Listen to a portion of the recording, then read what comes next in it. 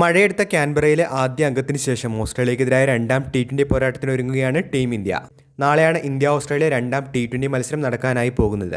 ആദ്യ മത്സരത്തിൽ ബാറ്റിംഗിൽ പിടിമുറുക്കിയ ഇന്ത്യ മികച്ച സ്കോറിലേക്ക് നീങ്ങവെയാണ് വില്ലനായി മഴയെത്തിയത്. കളി നടന്നിരുന്നെങ്കിൽ ഒരുപക്ഷെ ടീം ഇന്ത്യ വിജയിച്ച് കയറേണ്ടത് തന്നെയായിരുന്നു. 18 ഓവർ വീതമാക്കി വെട്ടിക്കുറച്ച കളിയിൽ ഇന്ത്യ 9.4 ഓവറിൽ ഒരു വിക്കറ്റിന് 97 റൺസ് എടുത്ത് നിൽക്കവെയാണ് മഴ എത്തുന്നത്. പിന്നീട് കളി ഉപേക്ഷിക്കുകയായിരുന്നു. ഇന്ത്യയെ സംബന്ധിച്ച് കളിയിലെ ഏറ്റവും വലിയ പോസിറ്റീവ് നായകൻ സൂര്യകുമാർ യാദവ് ഫോമിലേക്ക് മടങ്ങിയെത്തി എന്നതാണ്.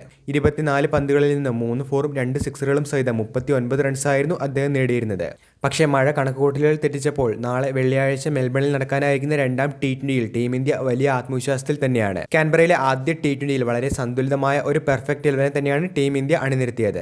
പക്ഷേ അതേ 11 തന്നെ രണ്ടാം അംഗത്തിൽ മെൽബണിൽ ഇറക്കുമോ എന്ന കാര്യം സംശയമാണ്. ഒരു മാറ്റമാണ് ഇന്ത്യൻ ടീമിൽ വരുത്താനായി സാധ്യതയുള്ളത്. ഇത് ബോളിംഗ് ലൈനപ്പുമായി ബന്ധപ്പെട്ടാണ്. ആദ്യ കളിയിൽ അക്സർ പട്ടേൽ, കുൽദീപ് യാദവ്, വരുൺ ചക്രവർത്തി എന്നീ 3 സ്ലോ ബോളർമാരെ ഇന്ത്യൻ 11 ഉണ്ടായിരുന്നു. പക്ഷേ രണ്ടാം ടി20 നടക്കുന്ന മെൽബണിലെ വിക്കറ്റ് ഫാസ്റ്റ് ബോളിംഗിന് കൂടുതൽ യോജിച്ചതാണ്. അതുകൊണ്ട് തന്നെ ഈ 3 പേരിൽ ഒരാളെ മാറ്റിക്കൊണ്ട് ഇടങ്കയൻ ഫാസ്റ്റ് ബോളറായ അർഷ്ദീപ് സിംഗിനെ ഇന്ത്യൻ 11ലേക്ക് കൊണ്ടുവന്നേക്കുമെന്നുള്ള റിപ്പോർട്ടുകളാണ് കാണുന്നത്. ബോളിംഗിനൊപ്പം ബാറ്റിംഗിൽ കൂടി മുതൽക്കൂട്ടാവുമെന്നതിനാൽ തന്നെ അക്സറിനെ ഇന്ത്യ ഒഴിവാക്കാനുള്ള സാധ്യതയില്ല. പകരം കുൽദീപ് യാദവ്, വരുൺ ചക്രവർത്തി എന്നിവരിൽ ഒരാളെയാകും ടീം ഇന്ത്യ ഒഴിവാക്കുന്നത്. ഇവരിൽ കുൽദീപ് യാദവ് തന്നെ പുറത്തിരിക്കാനുള്ള സാധ്യതകൾ തന്നെയാണ് കാണുന്നത്. കാരണം അദ്ദേഹത്തെക്കാൾ മിസ്റ്ററി സ്പിന്നറായ വരുൺ ചക്രവർത്തിക്ക് തന്നെയായിരിക്കും ഓസീസ് ബാറ്റിംഗ് നിരക്ക് കൂടുതൽ ഭീഷണി ഉയർത്താനായി സാധിക്കുക.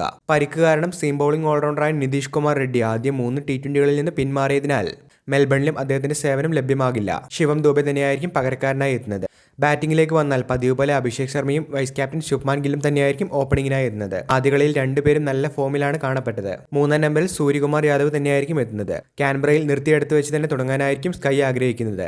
4-ാമനായി ബാറ്റ് ചെയ്യുക തിലക് വർമ്മയായിരിക്കും. തൊട്ടുപിന്നാലെ മലയാളി താരം സഞ്ജു സാംസൺ എത്തുമ്പോൾ 6-ാം നമ്പറിലായിരിക്കും ശിവം ദുബെ കളിക്കുക. Left and right hand batting combination നിലനിർത്താനുള്ള സാധ്യതകൾ പറയുമ്പോൾ ഇതിനനുസരിച്ച് ബാറ്റിംഗ് ഓർഡറിൽ സ്ഥാനമാറ്റം ഉണ്ടാകും. ആദ്യ ടി20ക്ക് ഇറങ്ങിയ പ്ലേയിങ് ലെവലിൽ നിന്നും ഈ ഒരു മാറ്റമാണ് രണ്ടാം ടി20ക്ക് മുന്നോടിയായി പറയുന്നത്. വീഡിയോ അവസാനിക്കുന്നു. ഏറ്റവും പുതിയ ക്രിക്കറ്റ് അപ്ഡേറ്റുകൾക്കായി ചാനൽ ഇപ്പോൾ തന്നെ മറക്കാതെ സബ്സ്ക്രൈബ് ചെയ്തു വെച്ചേക്കുക.